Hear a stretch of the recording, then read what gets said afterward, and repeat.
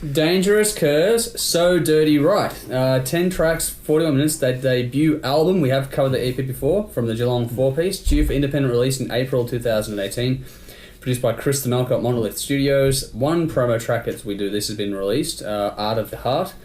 This one has been hotly anticipated by us at THRS after our review of their debut EP, which I mentioned before. Nikki.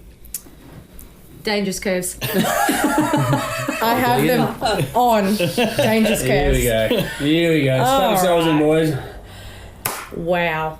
I have been waiting for this for so long, and I may have had a cheeky copy for a while and I couldn't say anything.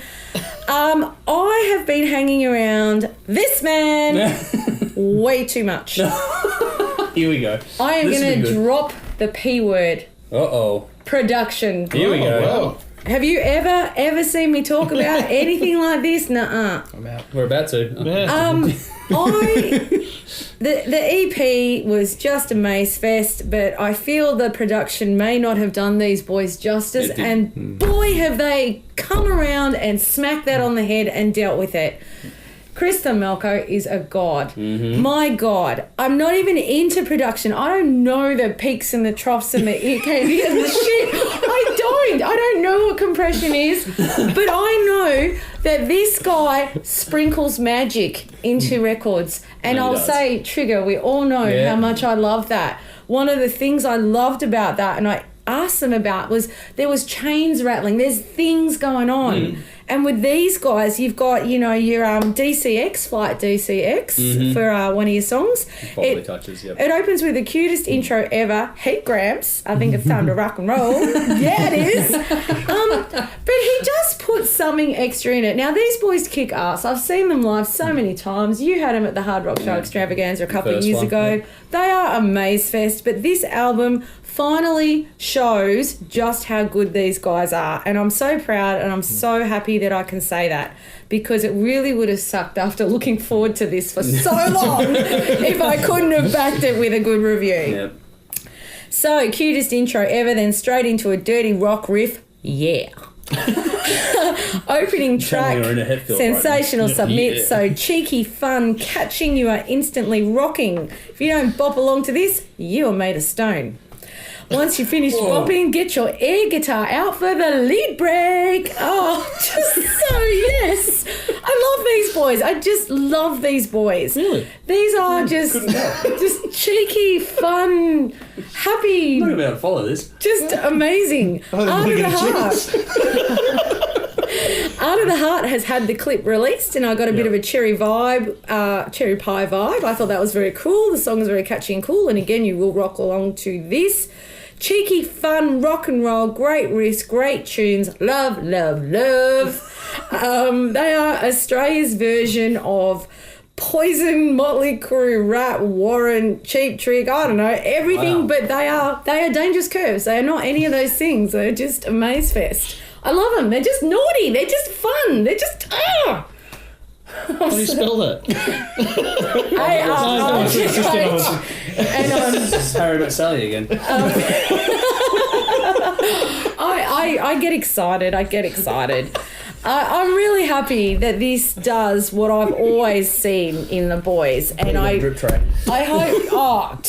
So, no, he needs a drip tray. He's the one that Kim throws his T-shirts at constantly. Ah, yes. I know. Yeah, thanks, sorry. mate. I think there's a bromance happening, and that's okay. I'm going to throw it back one day.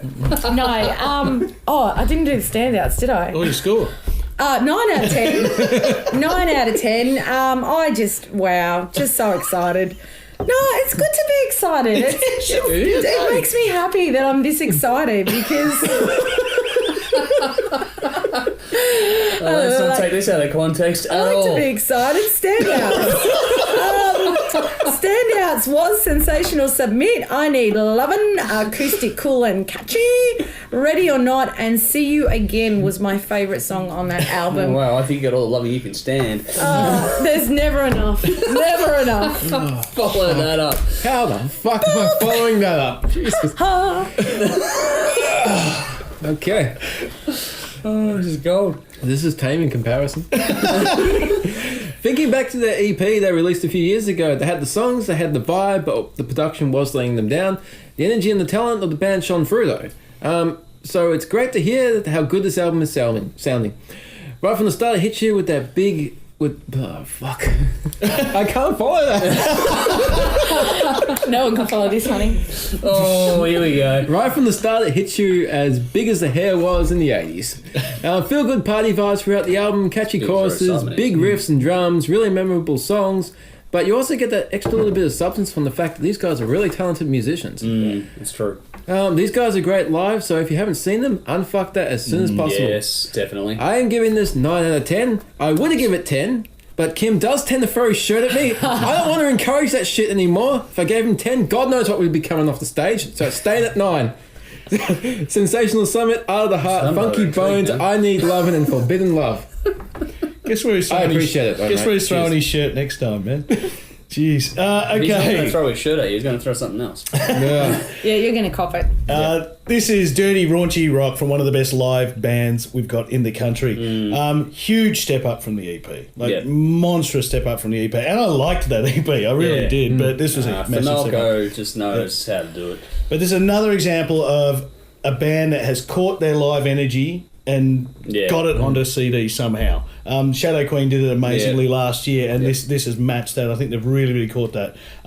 Bit more metal this time in the guitar work. You got the muted downstrokes kind of stuff. A bit more than they had before. The timing of it. And this sounds big, like really big. The guitars are massive.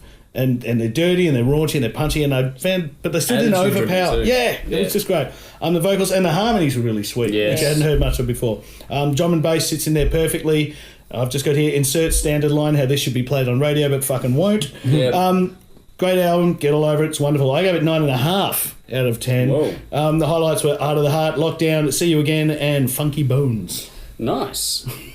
Well, this to me was hard rock or glam rock done right by the local boys. Finalco has done it again. Fucking, he is literally the Armour King done it again out of production in this country, I swear. The production is fantastic, and I love that he's branching out into different styles. He was doing the more metal stuff, and now he's going into the more, like this, is almost cock rock kind of territory. He's nailing it there too. This is really well layered, punchy. Panning is fun, the vocals sit just right alongside the guitars.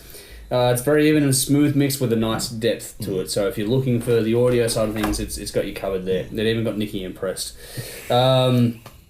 It does have that sound wall effect on it, but it suits the style and leaps out of the speakers at you, which is what you want from this style of music. And the performances on this are really damn good. They showed potential on their EP, but this blows it out of the fucking water. Kimmy's one hell of a vocalist. Yeah. Apart from what Dave says about his fucking fashion. He But wants to share his fashion with me. And he suits the genre perfectly. Cammy on the guitars is a fucking beast with great feel. And a lot of credit has to go to Ziggy on bass and Luke on drums as well. They have locked this down and got a great groove going on this record. Also, both Cammy and Ziggy on the backing vocals are fantastic. They complement Kim really well. And this is a real throwback, but it's really modern at the same time. Another band that can take their influences and mold them into their own style. I got some big Def Leppard kind of moments with the backing vocal, the gang vocal effect on it. But it's gritty, not polished, and that's a big difference there. And it works damn well. There is so much glam on this, but none of the cheese that's associated with the glam genre. It's ballsy as fuck, and there's a nice touch of the blues on this one as well. And I love those little touches of foley that Nicky was talking about before too. They really add so much to the experience of listening to it and really set the tone for the songs that follow. Like you have the cute introduction, and you mentioned the airport one as well. They set the tone for the songs that are coming in. It almost gives you a bit of a Guns N' Roses kind of a feel that like with Club Mile High, that tone in particular. The moaning and carrying on was in that one. It reminded me straight away of Guns N' Roses. So I think fans of that band should probably get a kick out of this one too. Great track order and diversity, really well thought out and presented. This is a very cool cover art as well. It's very simplistic. There's a boy with it, but it looks fucking good. It's just very well done. Lyrics are solid. Attitude loaded, as is the guitar work. This really suits the style damn well. Sleazy, dirty, but they always tell a story, and they aren't just going through the motions. With a lot of the glam bands sort of repeat, rinse and repeat, and these guys aren't doing that on this record at all. So well done. But I love the guitar solos and the space employed in the rhythm section to accent those solos. They know when to step back and just let things play out, which is fucking good. Composition is good on that note as well. Heaps of talent here, and I love the mid-song breaks they employ as well. Really well done, and I love the way they use the acoustic guitar on this release. Well, there's only like 2 or 3 tracks that show it at all, but they've done it right. Well done. Yeah, they didn't have that sparkle that we complain about, like that when it's too much. Yeah, it's not. It sounded like a... It sounded like a real acoustic guitar, yeah. And it didn't sound like you're listening to it on the street next to you. It just sounded just that middling, like almost like a live acoustic guitar would sound, in my opinion, like a mic'd or DI'd one. That stood out, big time. Yeah, it was good. The co-vocal on I Need Lovin' from Cammy, that was fucking well done. Like, that stood out to me really well. And the placement of that acoustic track right in the middle of the album was... bang on the money. It followed up though with another attitude-driven song, which is fantastic. Like just the way they placed it, that was really good. The thing about this band that's really cool about this release is that show they could gig with pretty much anyone in the rock or metal sides of the coin. It's all hard rock, this record, but there's something about it that just flows effortlessly, and the strength of it is that they aren't locked into a box that's too tight for them. They can really branch out on the back of this and play with a lot of different bands on the strength of this album and the songs they've got. So credit to them, we're due for that. If you like anything from the 80s to early 90s, which is in the vein of attitude-driven rock with some glam overtones, you're going to love this one. So well done, and these guys should get overseas on the back of this one. I don't think they're going to be long for this country at this rate. I'm really keen to see them live after this as well. I gave it an 8.5 out of 10. Art of the Heart, Funky Bones, Lockdown, I Need Lovin', and See You Again on my standouts. Check it out for yourselves. Give us your thoughts.